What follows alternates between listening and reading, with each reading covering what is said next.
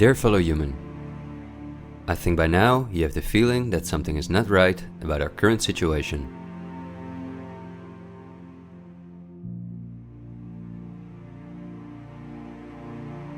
But I also think that the many ill-founded conspiracy theories may have caused you to distance yourself from both the media scaremongering and from those who spread the conspiracy theories. Still, I hope you will listen to me for a moment, because as you watch this video, hundreds of millions of people worldwide are falling into poverty because of the measures that have been in place for so long.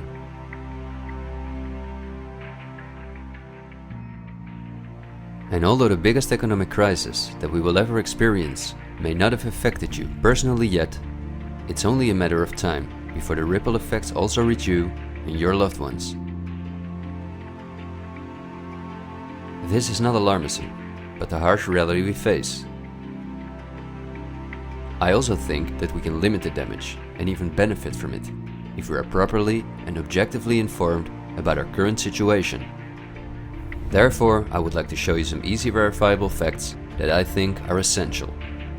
Less than a handful of megacorporations dominate every aspect of our lives. That may seem like an exaggeration, but from the breakfast that's on the table in the morning, to the mattress we sleep on at night, and everything we do, put on, or consume in between, all are largely dependent on these corporations. These are investment companies of immense proportions, and they manage the major money flows on Earth. They are the protagonists of the play which we are currently witnessing.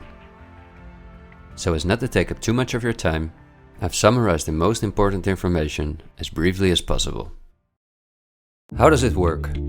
Let's take as an example a company like PepsiCo, which is the parent company of many of the most popular soft drinks and snacks in the world.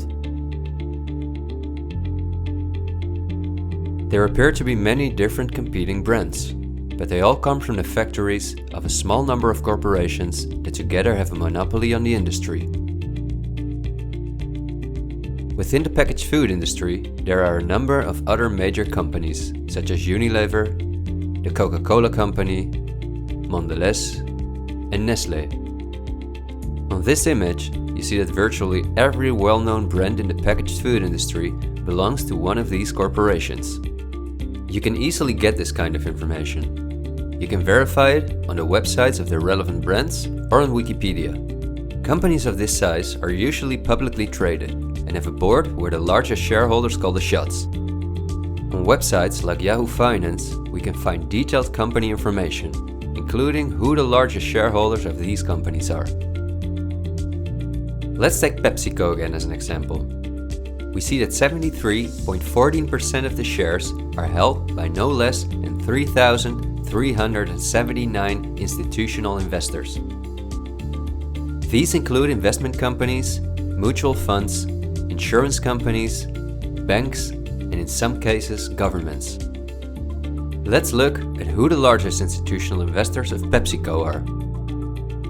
As you can see, just 10 out of the 3,379 investors account for almost 1/3 of all shares. The combined share capital of these top 10 has a value of approximately $60 billion. But of those 10 investors, 3 own more shares than the remaining 7. Let's remember their names and let's see who owns the most shares at the Coca-Cola Company, Pepsi's big competitor.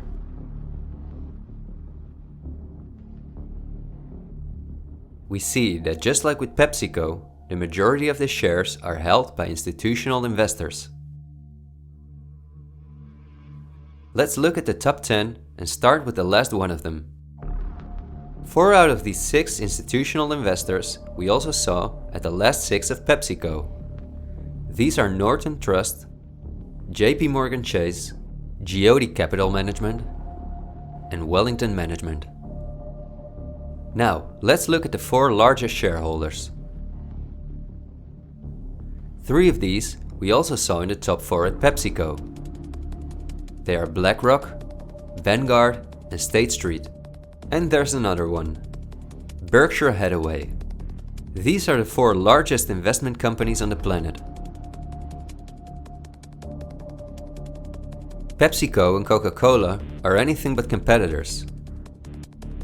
But also the other big companies that own many brands, such as Unilever, Mondelez and Nestlé, are owned by the same small group of institutional investors. And you don't only find these names in the packaged food industry. For example, let's look up on Wikipedia what the largest companies are within the technology industry. Facebook owns WhatsApp and Instagram. Together with Twitter, they form the most popular social media platforms in the world. Alphabet is the parent company of all Google businesses, including YouTube and Gmail, but they are also the biggest sponsors and developers of Android, one of the two operating systems on which almost all smartphones and tablets in the world run. The other operating system is Apple's iOS. Finally, if we add Microsoft to the other three, we see that 4 companies produce the software that almost all computers, tablets and smartphones in the world depend on. Let's see who owns the most shares of these powerful companies. If we look at Facebook, we see that more than 80% of the shares are owned by institutional investors. These are the same names we saw in the food industry. Again, the same investors at the top. Then Twitter, which with Facebook and Instagram makes up the top 3. Amazingly, we see that the company is also owned by the same investors.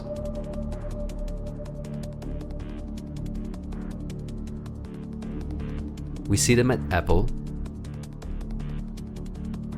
but also with their big competitor Microsoft.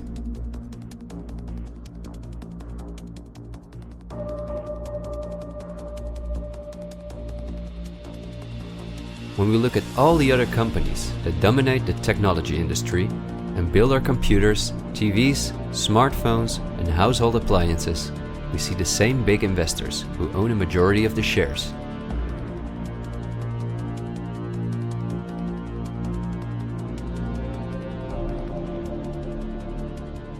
We see this within all industries around the world.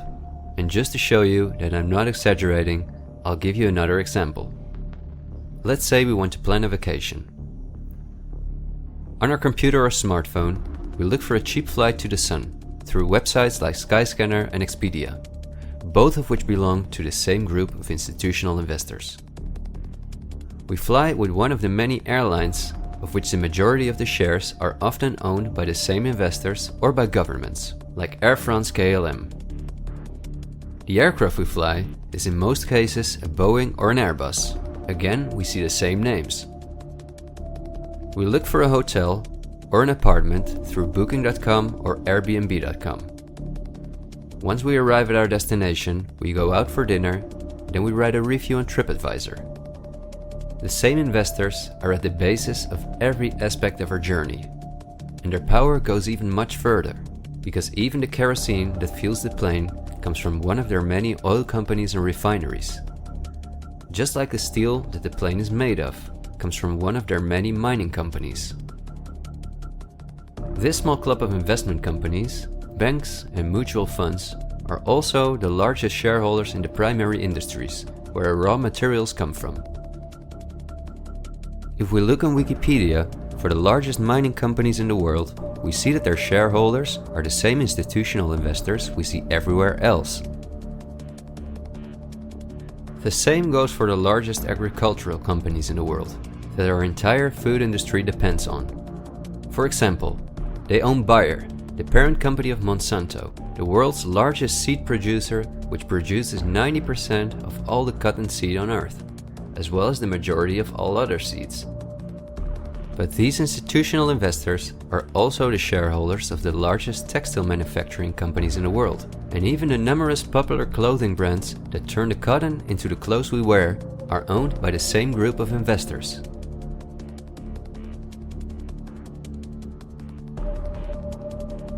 Whether we have the world's largest solar panel producers or the largest oil refineries, the shares are managed by the same companies.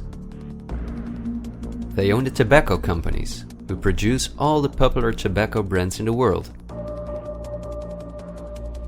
But they also own all the major companies in the pharmaceutical industry and the scientific institutes that produce the drugs. They own the companies that produce our metals and raw materials, and the entire automobile, aircraft and arms industry where those metals and raw materials are processed.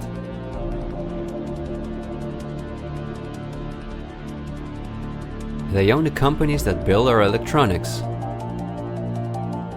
They own the big department stores and online marketplaces.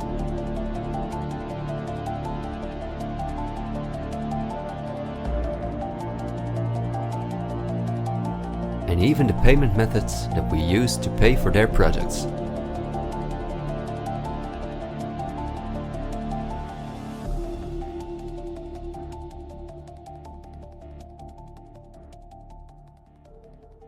Because I want to keep my story as short as possible, I've decided to only show the tip of the iceberg. If you decide to investigate on your own, using the sources that you've just seen, then you will discover that even many of the most well-known insurance companies, banks, construction companies, telephone companies, restaurant chains, and cosmetic brands are owned by the same institutional investors we just saw.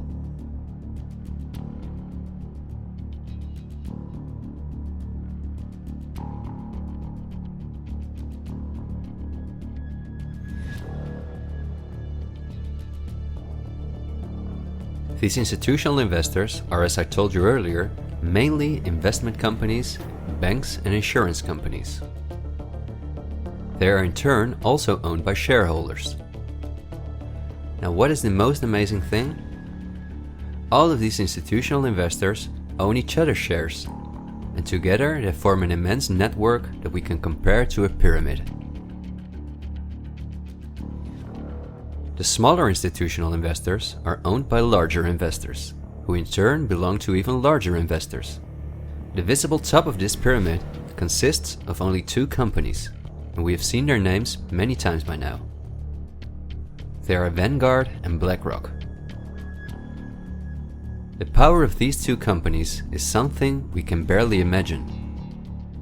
Not only are they the largest institutional investors of every major company on Earth, they also own the other institutional investors of those companies, giving them a complete monopoly. According to a report by Bloomberg, one of the most respected institutions in the world in the field of financial data and analytics, experts expect that by 2028, both companies will collectively manage about $20 trillion in investments, and in the process will own almost everything on Earth. The same Bloomberg called BlackRock the fourth arm of government, because it is the only non-government entity that has a close relationship with the federal banks, also called the central banks. BlackRock not only lends money to the federal banks, but is also their principal advisor and the developer of the computer system that the federal banks use. Dozens of BlackRock employees had senior positions in the White House during the Bush and the Obama administrations, and currently under Joe Biden. BlackRock CEO Larry Fink is a welcome guest with many heads of state and politicians, and understandably so. He's the face of the company that pulls the strings.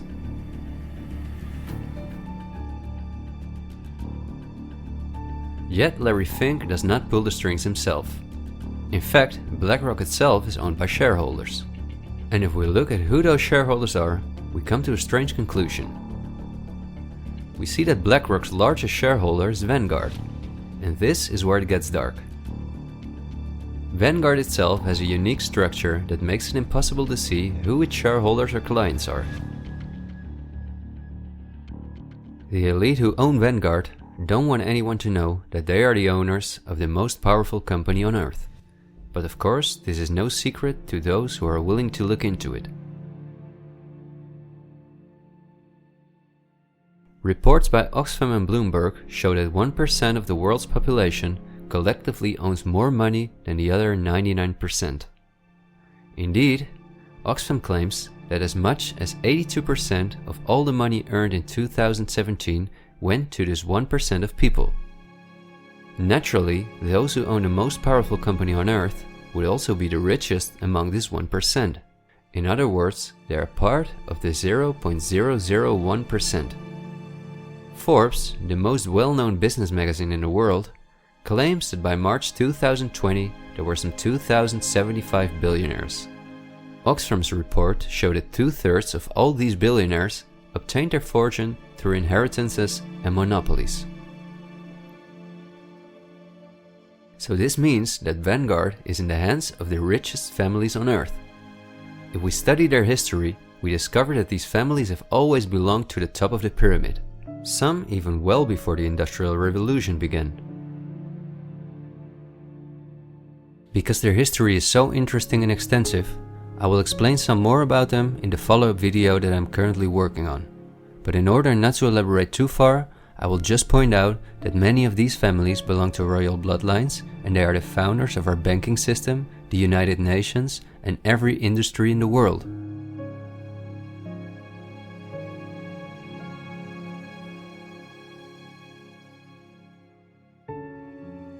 These families never lost their power, but because of an increasing world population, they were forced to hide behind investment companies such as Vanguard, whose largest shareholders are the private funds and non-profit organizations of these families.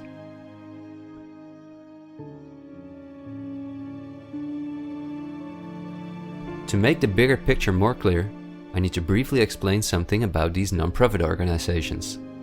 These are the links that connect the business community with politics and the media, allowing major conflicts of interest. At first glance, however, this is not too noticeable. Non-profits, also called foundations, are organizations that rely on donations, and they do not have to publish from whom they receive those donations. They can invest this money in whatever they want, and do not have to pay tax on their profits as long as those profits are reinvested in other projects that they are involved in. Non-profits can move hundreds of billions of dollars from invisible investors. According to a report by the Australian government, this makes non-profit organizations ideal to finance terrorist groups and launder large sums of money.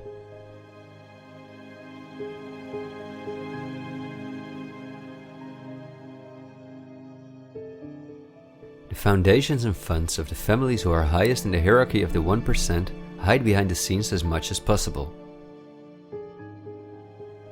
However, for cases that have a lot of publicity and attention, they use the foundations of philanthropist families that are lower in the ranking, but who are also extremely wealthy.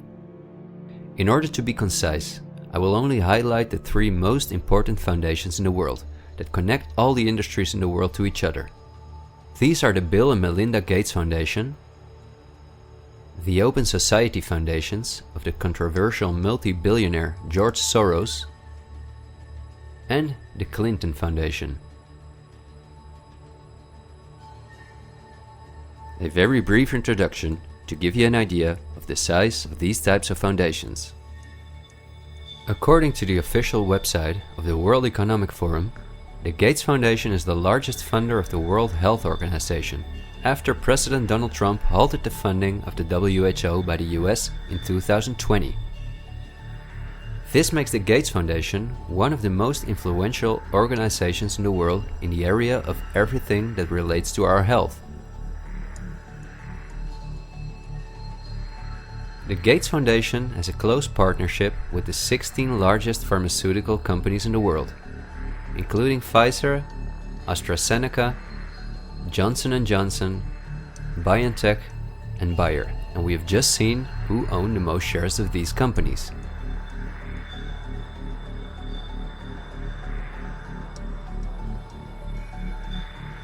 Bill Gates was anything but a poor computer nerd who made it to one of the richest people in the world, but he came from a philanthropic family that, just like himself, worked for the absolute elite. Bill is the founder of Microsoft, which is owned by BlackRock, Vanguard, and until recently Berkshire Hathaway. But at the same time, the Gates Foundation is the largest shareholder after BlackRock, Vanguard, and State Street in Berkshire Hathaway, where he was even on the board for a while. We would spend hours if we considered everything the Gates Foundation, the Open Society Foundations of George Soros, and the Clinton Foundation are involved in. But because they connect us with the next topic and with the current events, this brief introduction was important. I think the next topic should start with a question.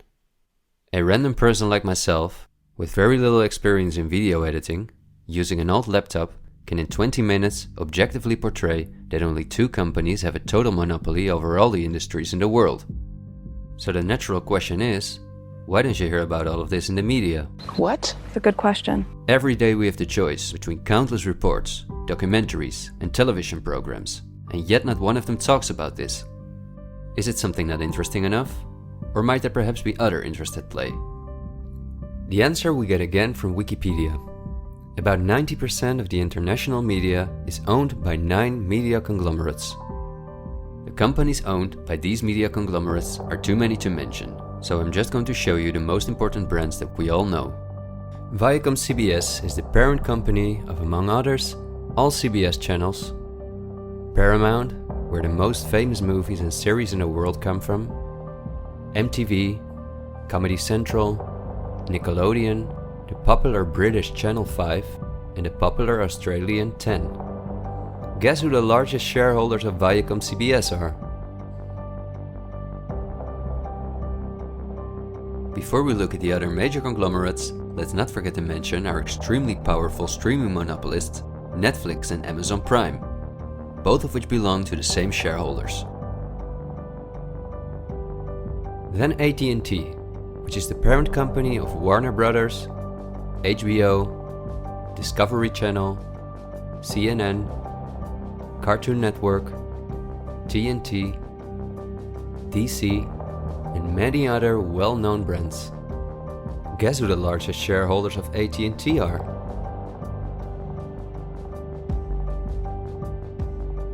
The third one is the all-powerful News Corp. This company owns many of the most well-known national and regional newspapers, magazines, and TV channels in the US, the UK, and Australia. The shares of News Corp are owned by the American multi-billionaire Rupert Murdoch and by the institutional investors we see everywhere else. News Corp's sister company is Fox Corporation, which is also one of the most powerful media conglomerates on Earth. Just like News Corp, it is owned by the Murdoch family and the usual investors. Then the Walt Disney Company, a conglomerate of unimaginable dimensions, with many subsidiaries such as Pixar, Marvel, 20th Century, Lucasfilm, ABC, National Geographic, and Hulu. Who are their biggest shareholders? Another powerful media conglomerate is Comcast. This is the parent company of NBC, DreamWorks, Universal, the Sky Group, Focus Features, Xfinity, and many other major media brands. As you would expect, their largest shareholders are Vanguard and BlackRock.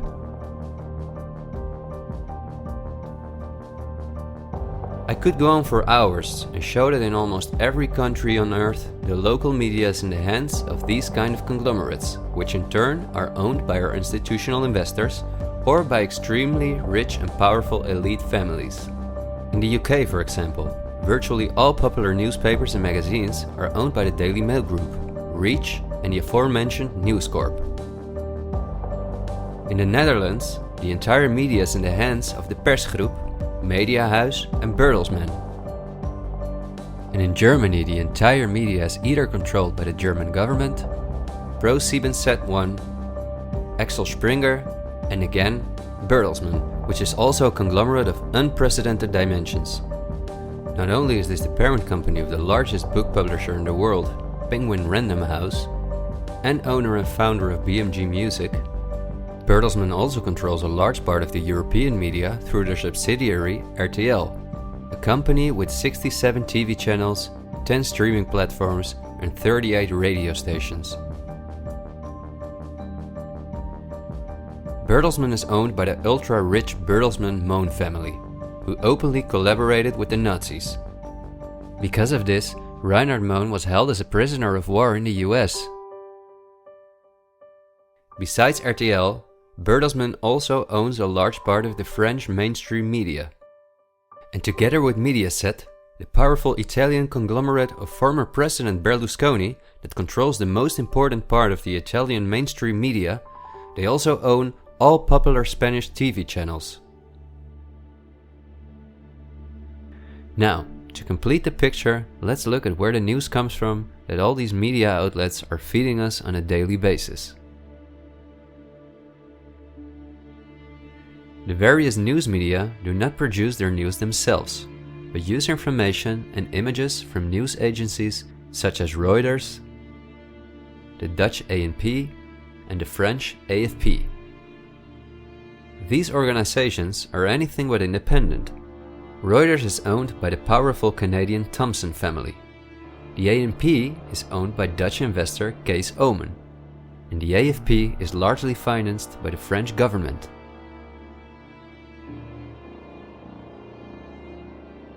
The main journalists and editors who work at our media or at these news agencies are affiliated with important journalistic organizations, such as the European Journalism Centre. These are one of the largest funders of media-related projects across Europe. They train journalists, produce study materials, give internships at, for example, the ANP, and work closely with the world's largest corporations such as Google and Facebook. For journalistic analysis and opinion, all the major media outlets in the world use Project Syndicate, the most powerful organization within its field. It supplies the 506 most important media outlets in 156 countries. Project Syndicate, plus an organization such as the European Journalism Centre, together with the news agencies, are the connecting link between all the different media outlets around the world. When newscasters read the news from their teleprompters, there is a good chance that the text comes from one of these organizations. As a result, the global media is often synchronized in its reporting.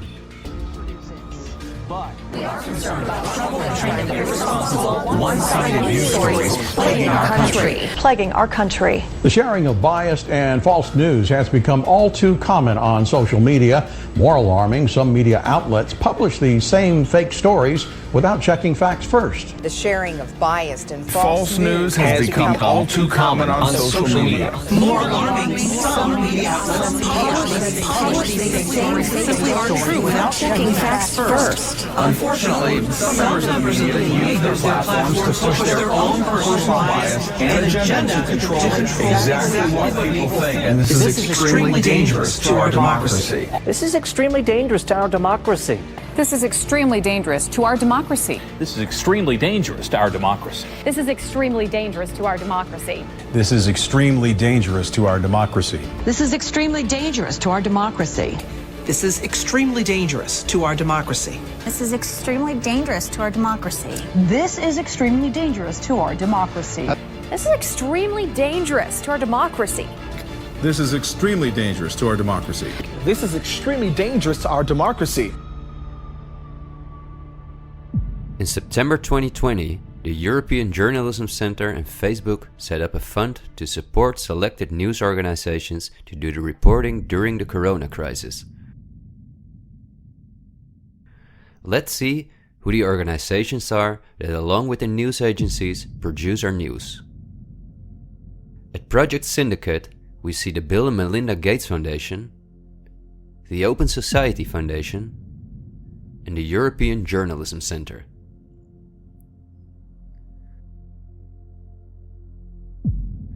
Then the European Journalism Centre itself.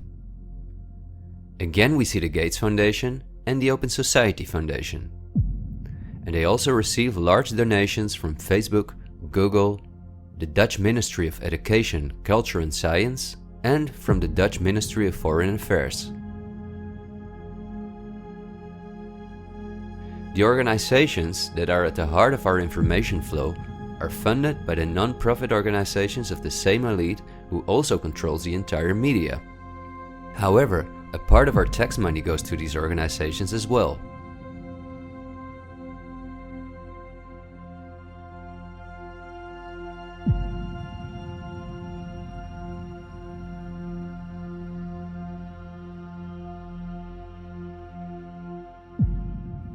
Okay, I realize this was a lot of information to process, and believe me, I've made it as short as possible, and I've only used those examples that seem necessary to show you the overall picture, so you can understand the current situation better. It is an all-encompassing topic that can change our view on many historical events, but my goal is to inform you about the danger in which we presently find ourselves. There will be enough time for us to delve into the past, so let's talk about the current events now. The elite that controls every aspect of our lives, up to the information that we receive, depends on an unimaginably coordinated collaboration to keep all the different industries on Earth connected to each other, in order to ensure they all work in the elite's interests. This happens at the World Economic Forum, one of the most important organizations in the world. At its annual meeting in Davos, the CEOs of the largest companies on Earth gather along with heads of state, politicians, and other influential individuals and organizations like UNICEF and Greenpeace. Serving on the board of trustees are former US Vice President and climate change guru Al Gore, BlackRock CEO Larry Fink, the President of the European Central Bank Christine Lagarde, the Director of CERN Fabiola Gianotti, the Queen of Jordan, the Director of the International Committee of the Red Cross Peter Maurer, and many other politicians and CEOs of the world's most influential companies. According to the WEF's official website, their annual membership fee ranges between 53,000 and 530,000 euros. But according to the WEF's year reports, around 71% of their total budget comes from its partners, who in this way pay for the membership of young politicians who cannot afford their own fee. Wikipedia reports the following. According to critics, the WEF is a business forum where the wealthiest companies can negotiate deals with other companies or with politicians. The purpose of the WEF for many of the participants would be personal gain instead of solving global problems. I don't like to make assumptions, but would there be so many problems on Earth if the key industry leaders, bankers and politicians since 1971 had gathered annually to solve our world's problems? Is it not strange that the world's leading environmental organizations have been meeting for 50 years with the CEOs of the most heavily polluting corporations while things just keep getting worse for our natural world?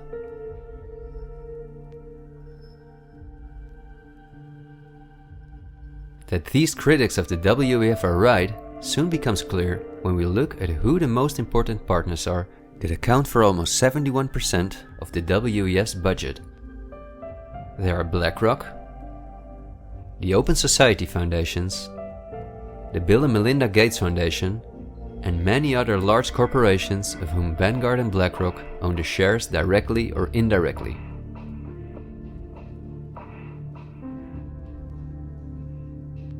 The president and founder of the WEF is Klaus Schwab, a German professor and businessman. In his book, The Great Reset, he describes in detail the plans of his organization.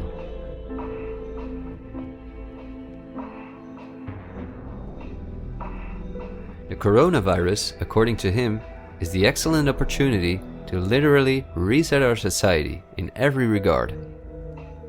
He calls this Build Back Better, and this slogan seems to be the motto of all globalist politicians in the world. And it's now a historical moment, a crucial moment, to rebuild the future, to reset our policies. And of course, we also want to work together on building back better. You know, I said we're going to build back and we're going to build back better. It's certainly a major crisis, but it also offers us a unique opportunity. We must use this historical opportunity. Together we can turn a crisis into an opportunity. But this global pandemic has also created an opportunity to build back better. To build back better later. But also to build back better. To build back a better world. To build back better. We can't just build back, we got to build back better. And achieve the Sustainable Development Goals. And climate action is an essential part of that.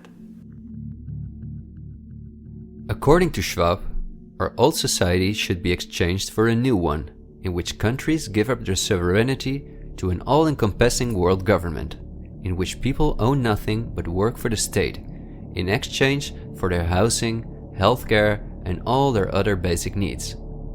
All of this is necessary, according to the WEF, because our modern consumer society, which the elite themselves imposed on us, can't keep going as it is. It's no longer sustainable.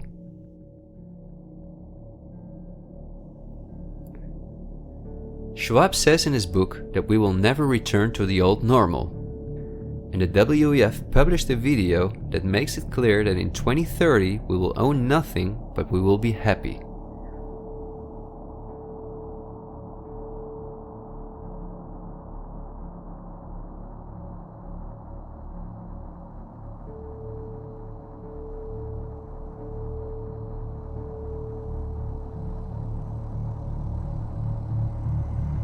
You've probably heard some talk about the New World Order.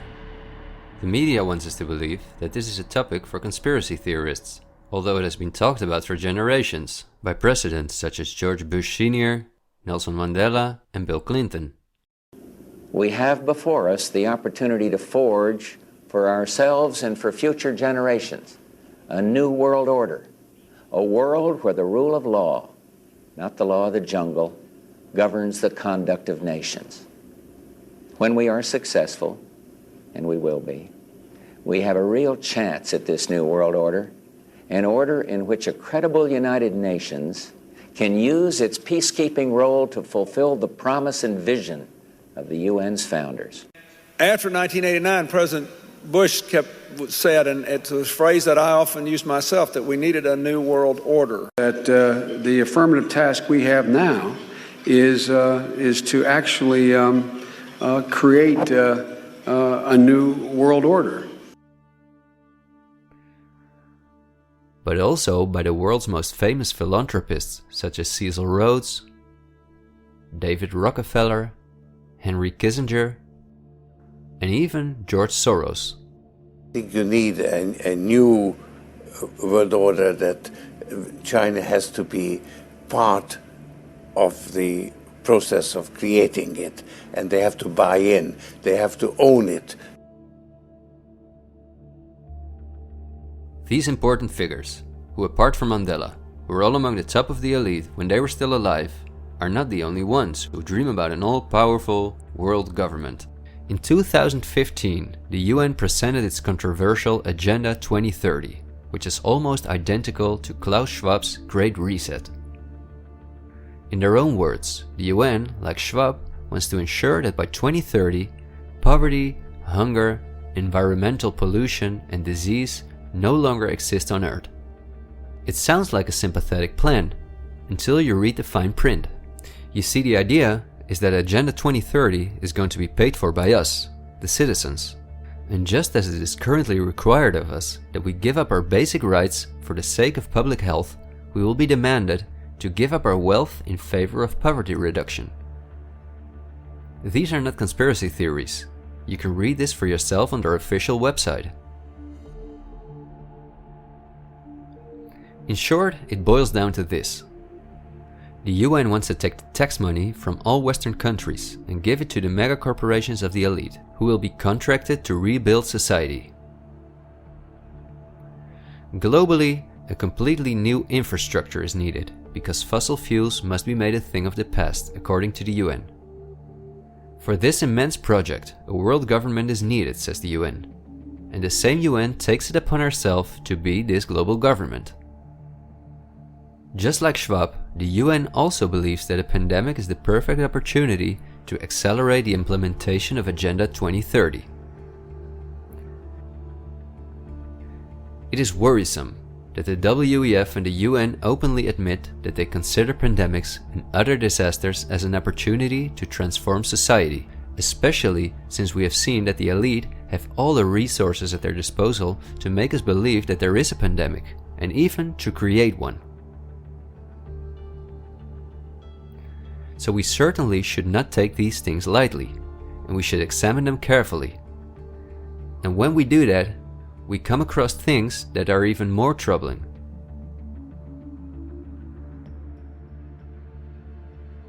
On Friday, October 18, 2019, months before the pandemic was declared, a meeting was held at the Pierre Hotel in New York City for a select group of about 130 very important guests, including politicians and the world's most respected medics and pharmacists. The purpose of the meeting was to simulate the possible scenarios in the event of a global pandemic. This could be a coincidence, you might say. For this simulation, however, a coronavirus was used as an example. The simulation covered in detail how the coronavirus would develop and how they could only control this through the intensive collaboration of entire industries, governments, and government agencies. Once again, a new world order to save us from destruction. Does it surprise you when I tell you that this meeting, called Event 201, was organized by none other than the World Economic Forum, the Bill and Melinda Gates Foundation, and the Johns Hopkins Institute? This is not a conspiracy theory. Check the official website of Event 201 for yourself.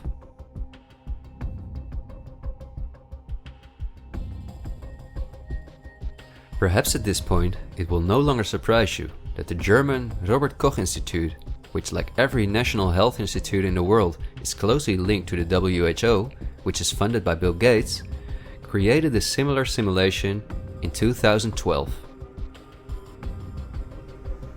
As was the case during Event 201, the simulation assumed the coronavirus.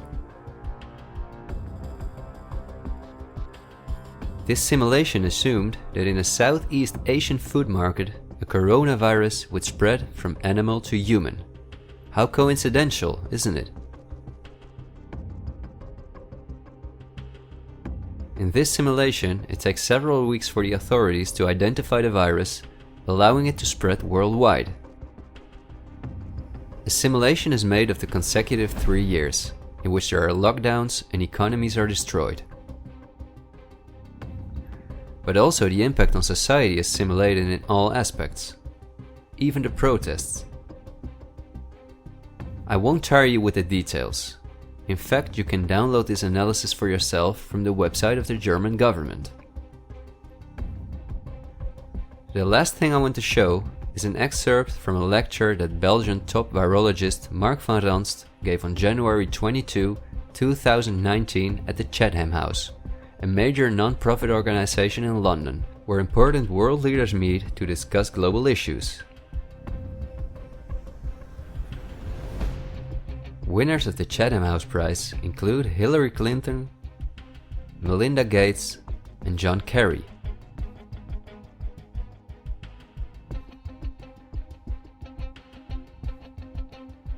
What Van Ranst is discussing is simply shocking. Van Ranst in fact explains how he has fooled the entire Belgian population during the swine flu through fear-mongering, out-of-context mortality rates, and media manipulation. He laughingly explains how he managed to impose the vaccine for the swine flu on the frightened Belgian population, a vaccine produced by the pharmaceutical companies he worked for. Thank you very much, Ab. Thanks for the invitation. And I was asked to tell you about my experiences being the crisis manager, the flu commissioner for Belgium, and highlighting the communication. And then you have one opportunity to do it right. I mean, day one is so important. In day one, you start your communication with the press, with the people, and you have to do it right. I mean, you have to go for one voice, one message. In Belgium, they chose to appoint a non-politician to do that. I mean, I have no party affiliations, and that makes things a little bit, at that time at least, a little bit easier, because you're not attacked politically, majority, minority. That doesn't come into play, and that was a huge advantage. The second advantage is that you can play in Brussels the complete naive guy and get a lot more done than you would otherwise be able to do. You have to be omnipresent that first day or the first days, so that you attract the media attention. You make an agreement with them that you will tell them all, and if they call, you will pick up the phone. When you do that, then you can profit from these early days to get complete carpet coverage of the field, and they're not going to search for alternative voices there. And if you do that, that makes things a lot easier. These first weeks, That's easy street. When you have no opposition and everybody needs news and they can come to you for news, you can bring quite a lot of neutral information, and it is picked up, and it is well, the news is brought the way you bring it, and that is you can only do that in the first couple of weeks or months. And then you have to say, okay, well, we will have H1N1 deaths.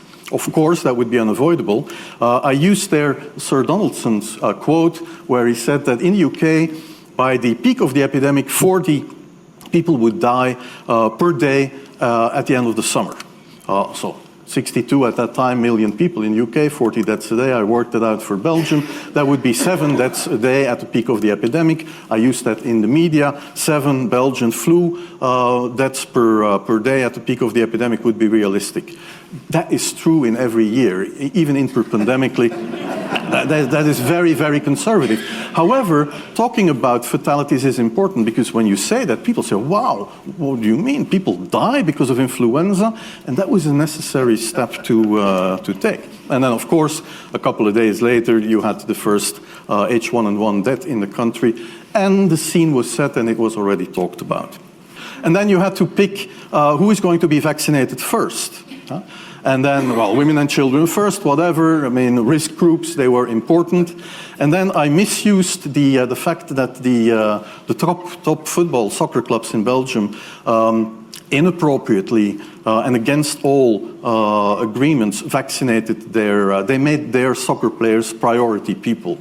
So I said I can use that.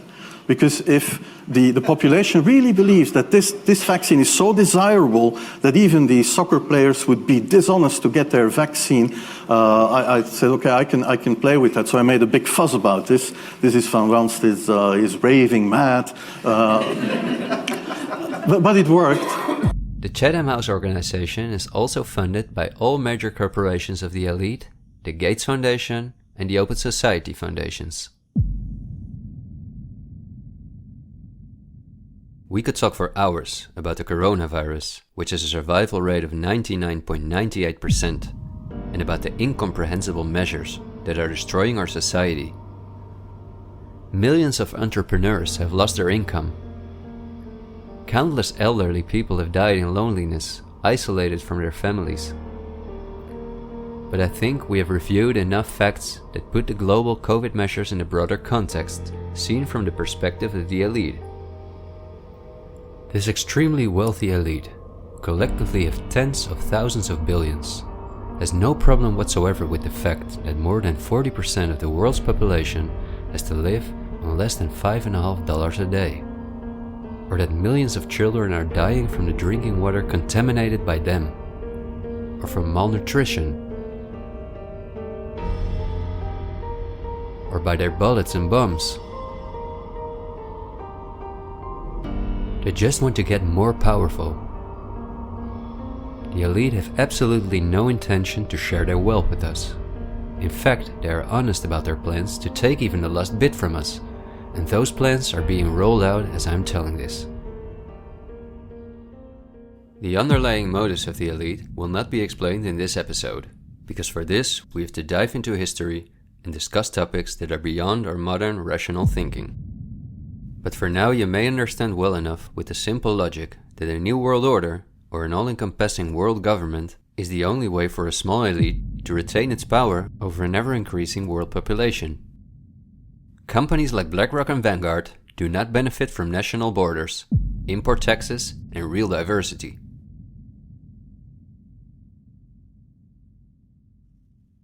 Only through fear and media manipulation can they maintain their grip on all of us. And I deliberately haven't even mentioned the inhumane blackmailing methods by which the elite keep their own most important minions in line. Because if this topic has aroused your curiosity, you will undoubtedly find out all about this in time. The elite have no intention to cure us from the countless diseases we've contracted from the toxic food they've produced, and from the environmental pollution which they have caused.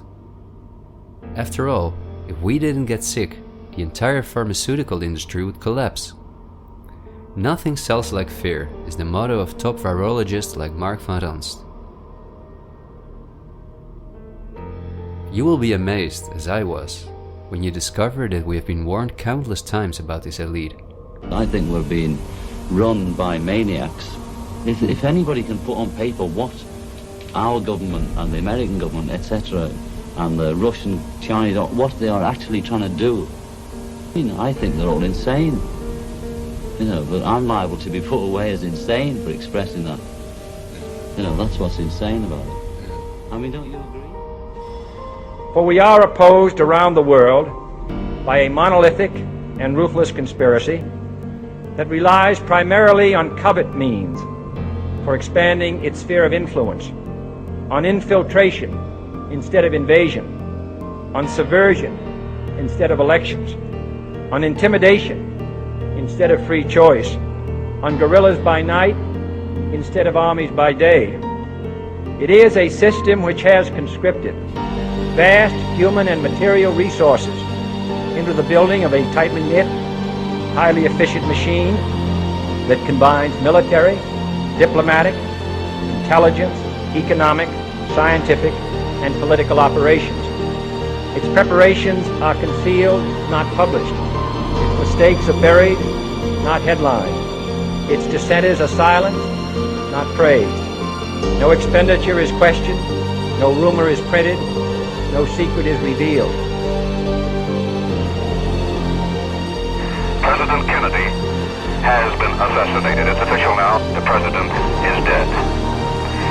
Women here in shock, some have fainted. Grown men, Secret Service men standing by the emergency room, tears streaming down their face. There's only one word to describe the picture here, and that's grief, and much of it. It's official. As of just a few moments ago, the President of the United States is dead.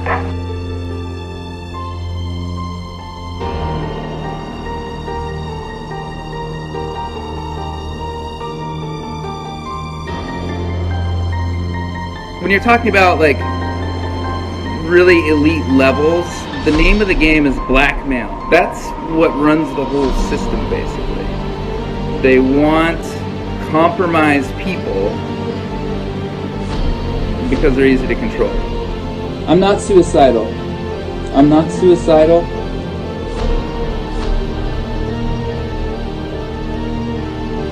The deep state is those people within the U.S. government that are career employees that cannot be fired by people that we elect, by the Congress or the President. Are these people in control? Can they enact laws? Fuck yes. Can we fire these people? No.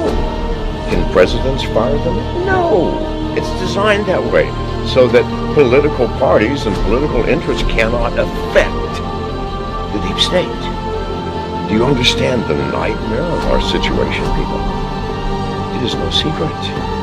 It is as open as it can be. The deep state does control America. Wake up, people, please. God, use some common fucking sense. Thank you.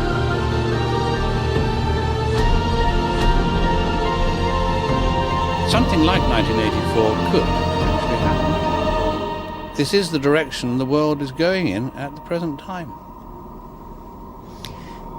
In our world, there will be no emotions except fear, rage, triumph, and self-abasement.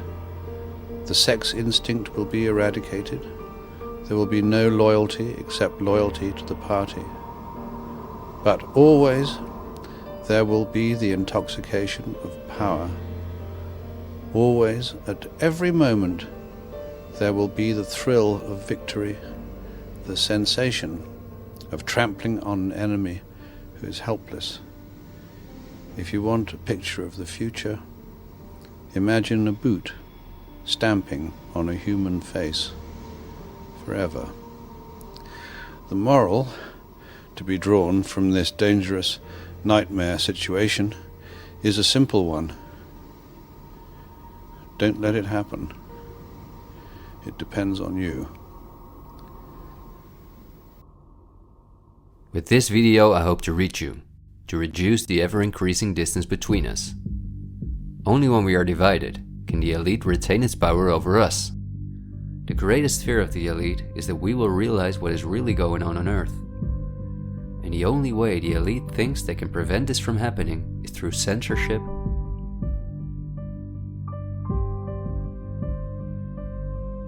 preventing human contact,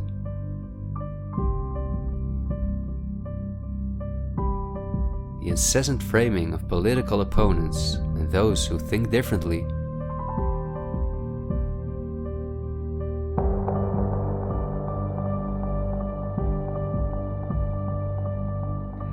and the use of brute force.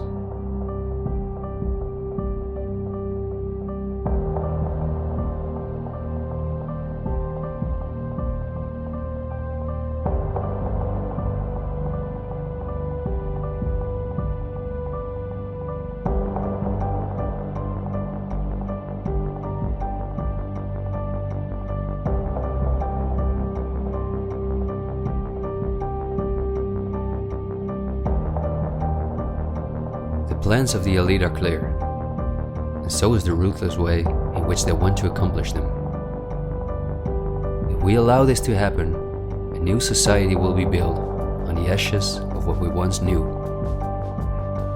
A new society in which we will own nothing, not even a home of our own. The elite wants to make sure that between now and 2030, everything you now own will be theirs.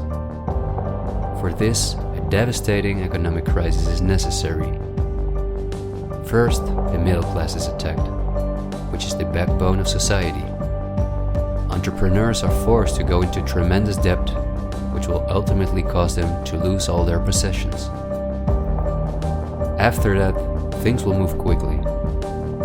Banks will fall, cash money will cease to exist, and the only way not to starve to death will be the acceptance of government support, which will include several conditions, such as the vaccination passport and giving up all private possessions. Because the entrepreneurs are the first to fall, many others won't immediately feel the crisis. The people remain divided among themselves until it is too late. This is not a doomsday scenario that I've made up. This is simply the Great Reset. The New World Order, which has been prepared for many generations, and which has been extensively tested in every communist dictatorship in the world.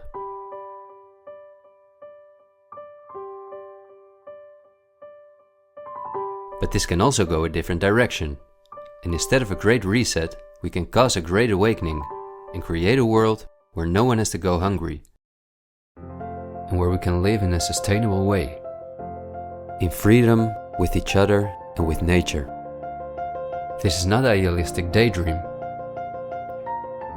There have always been forces that have sought to break the power of the elite, but until recently, our means of communication were always insufficient to get a mass network in motion. The elite have always kept us in ignorance about the discoveries of geniuses such as Tesla, who was far advanced in the field of clean, free energy.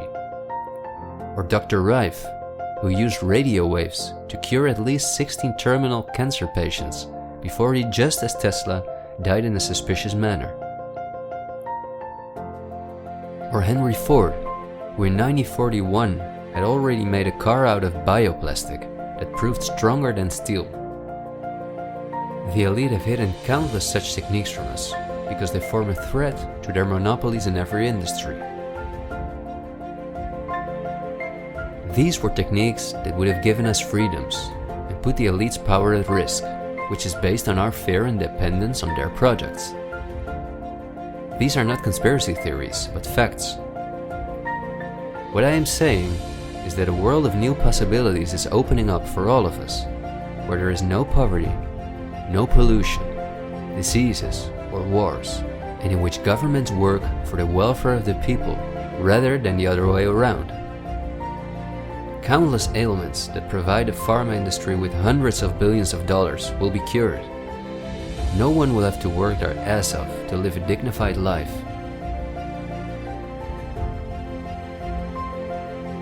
People will no longer live in fear because of the lies of the media, the pharma industry, the climate lobbies, and politicians.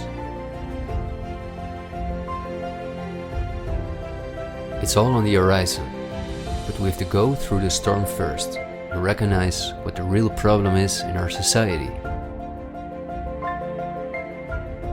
I want to thank you for listening to me, and I hope someday, in freedom, together we'll reflect back on this unique moment in history. There is still so much to tell, but we will save the rest for later. This video was only intended as an introduction. This is where our journey starts, and it will be a difficult one, but we will undertake it together, and we will help each other get up when we fall.